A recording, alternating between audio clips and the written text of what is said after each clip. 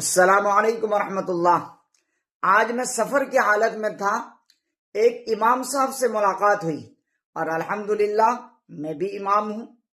تو دوران گفتگو میں نے ان سے پوچھا کیا آپ کا نکاح ہو گیا، کیا آپ کی شادی ہو گئی؟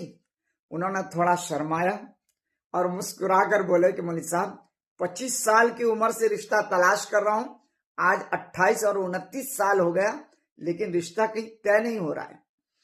کہا کہ رشتہ تو بہت آ رہا ہے لیکن رشتہ طے نہیں ہو رہا ہے۔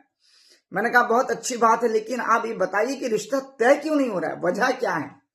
کہا کہ جب بھی کہیں رشتہ لگتا ہے لڑکی والے آتے ہیں دیکھنے کے لیے، کہتے ہیں الحمدللہ دیکھنے میں تو بہت خوبصورت ہے، اونچا ہے، گورا ہے، سب کچھ ہے، لیکن یہاں پر مسئلہ پوچھ دیتے ہیں کہ تنخواہ کتنی ہے؟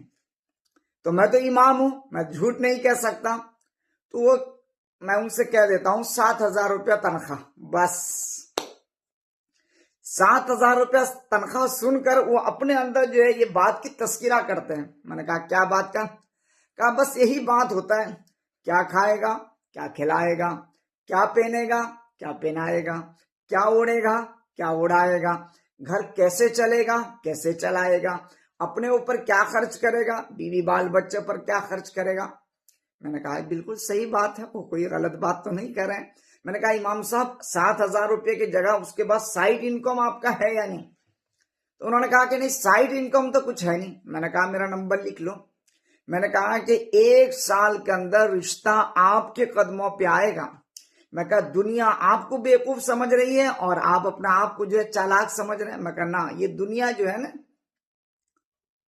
بہت چالاک ہے اور آپ کو بیوقوف سمجھ رہی ہے۔ میں نے کہا ایک کام کرنا، میں نے کہا سائڈ انکم اپنا نکال لینا، کسی کا چہرہ مت دیکھنا، سائڈ انکم نکال لینا۔ کہا کہ کیسے؟ میں نے کہا کہ ایک بھائی تڑپ کر آئے گا آپ کے پاس اور یہ کہے گا کہ میرے بھائی کے بعد دعا کر دیجئے، میرا بھائی سخت بیمار ہے، موت اور زندگی سے کھیل رہا ہے، ICU میں ہے۔ میں نے کہا کہ ایسے لوگ آتے ہیں یا نہیں آپ کے پاس؟ کہا کہ ہاں آتے ہیں۔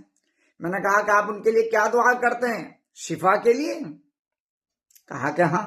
میں کہا نا یہ تو بیوقوفی ہے کہ جو آدمی ICU میں ایک دن کا 10,000 روپیہ پیمنٹ کر سکتا ہے، وہ آپ کو 100 روپیہ شفا کی دعاؤں کے لیے نہیں دے سکتا۔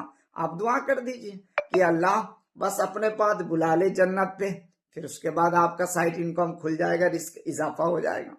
میں نے کہا بیٹا آتا ہے دعا کروانے کے لیے باپ سے، کہ تو شفا کے لیے دعا کر دیجئے، 1 روپیہ نہیں دے گا شفا کے لیے، اور باپ مر جائے گا تو پھر اس کے بعد 3 دن کا فاتحہ، 40 دن چلہ سب کچھ دے گا۔ میں نے کہا یہ آپ کا سائڈ انکم۔ یہ قوم آپ کو سیدھے راستے پر کبھی پیسہ نہیں دے سکتی، یاد رکھیے گا، یہ قوم آپ کو سیدھے راستے پر کبھی پیسہ نہیں دے سکتے۔ اگر آپ کو صحیح پہ امام بننا ہے نا تو آپ کو ذرا الٹا دعا کروانا پڑے گا۔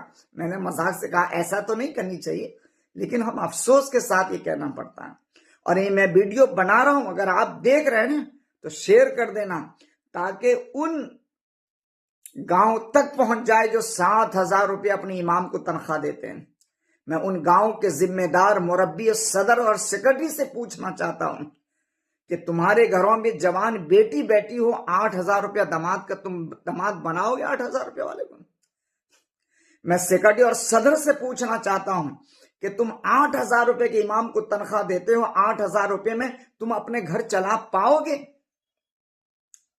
میں پوچھنا چاہتا ہوں ان ذمہ داروں سے، اگر وہ امام مصلی پہ بیٹھ کر اور یہی دعا کر دے کہ اللہ جو تنخواہ میری ہے وہی تنخواہ میرے صدر کے لڑکے اور سیکرٹری کے لڑکے اور ذمہ داروں کے لڑکوں کا ہو جائے تو اس دن کیا حالت ہوگا تمہارا؟ تو دنیا میں جو ہے آپ ترقی کرو اور بیوقوفی سے مولوی کو سمجھو۔ وہ مولوی جو ہے تمہارے لیے مصلی پہ بیٹھ کے دعائیں کرتا ہے کہ اللہ حلال روزی کا انتظام کر، اللہ حرام سے بچا، رزق میں برکت دے، کشادہ روزی، بہتر روزی دے، اور اس مولوی کے لیے جو ہے تمہارے پاس امامتی کے لیے تنخواہ کیوں؟